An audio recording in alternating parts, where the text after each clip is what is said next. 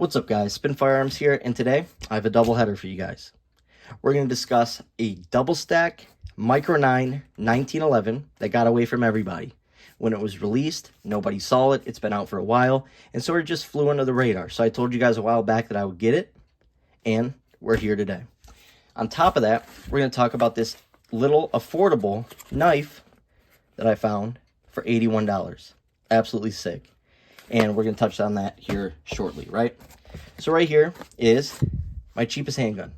A Beretta APX A1 Carry. That's a newer pickup of mine. And it's been reliable. So what can I say about it? $170 after rebate. Then we have my now most expensive handgun. And we're going to go into it. We're going to touch on it. And like I said, this has been out for a while, but I don't know of anyone who has it. I only know of a few people who reviewed it. And it's actually pretty hard to find online. You can find it, but it's not as easy as just going to your local gun store, just going to PSA. They might have it, but it was actually relatively hard to find when I was looking. Anyways, the Kimber CDS9. Check that thing out. And you're wondering what drew that to me is, one, I love the CSX, but a lot of people didn't. So ever since then, people were on the hunt for a micro 1911 with capacity, right? They wanted a metal frame, a nice trigger, stuff that has features, and this is the answer. But Kimber, being a smaller company, obviously didn't get as much attention. People weren't reviewing it the way that they typically would with a Glock, a Springfield, a SIG, whatever the case may be, right? Anyways, just look at it. That is what drew me to it. Kimbers just look unreal. Now, we're going to touch on reliability and stuff like that here shortly. I only own one other Kimber, and that's the Kimber Mako R7. I actually did a video a while back talking about how I liked it better than the P365 because it's been more reliable than my two P365 OG variants. And on top of that is a flatter shooting handgun. This thing, though, is just next level. Check out the craftsmanship on this. It's absolutely beautiful. This thing right here is 13+1 in this setup. And then if you come over here, 15+1 in this setup. Now, I think that this is a little bit too big to carry, so I'd definitely be carrying it with a 13-rounder, and I am curious if it does come with a flush mag. That's what I'm going to be on the lookout for, maybe a 10-rounder or something like that. That'd be absolutely sick. But when I have that 13-round mag in there, and I cram my fingers on there, you get 2.5 fingers. So really good contact with this handgun, and it feels great. The ergonomics are absolutely on point. Now, obviously, it's going to be a little thicker than your average Micro 9, but maybe a little bit thinner than a Glock 26, for example, which is my go-to main carry gun. Everything on here just feels good, looks good, and was done, right. Comes with a rail, metal frame, checkered grip panels that feel really good. Even the little squares have texturing. Texturing up front, texturing in the rear, texturing on your base plate. So when you curl your pinky, it touches it, as well as your hand right here. Feels pretty good. Like I said, the ergonomics are just, next level. If you know me, I'm big on grip, right? All my Glocks have terrible texturing. So I throw grips on all of them or get them stippled by my buddy. This right here has great texturing, so I don't do anything to it. My Hellcats, great texturing, so I don't do anything to it. This right here, obviously, you wouldn't have to do anything to it at all. It just feels great, and on top of that, looks really nice. Forward serrations, fish scale style. Rear serrations, fish scale style as well, which give it a nice, classy look to it, but also are very effective. Like I said, it comes with a rail. And another thing that's big to me is where I live, it gets really cold.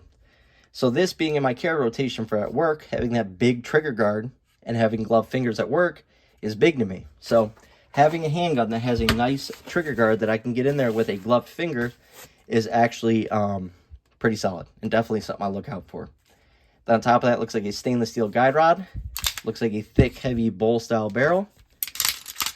Rack's relatively easy. A little bit easier than my CSX, which we will be doing that comparison video here shortly.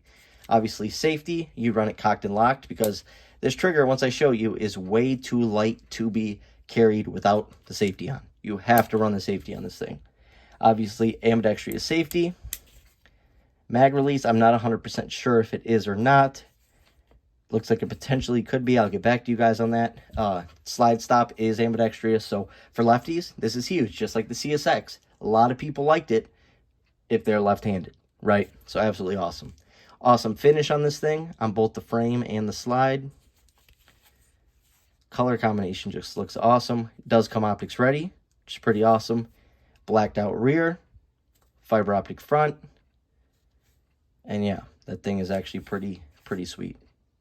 Now, like I said, 13 plus 1 like that, 15 plus 1 like that. So we got some pretty solid capacity when you consider in my pocket right now, I have my beat up Glock 43. 6 plus 1 on the right versus 15 plus 1 on the left. So, look at the footprint overall. Pretty crazy. But, let's get into that trigger because it's absolutely ridiculous. Here we go. A nice defined wall. No sponginess whatsoever. Clean, defined, reset.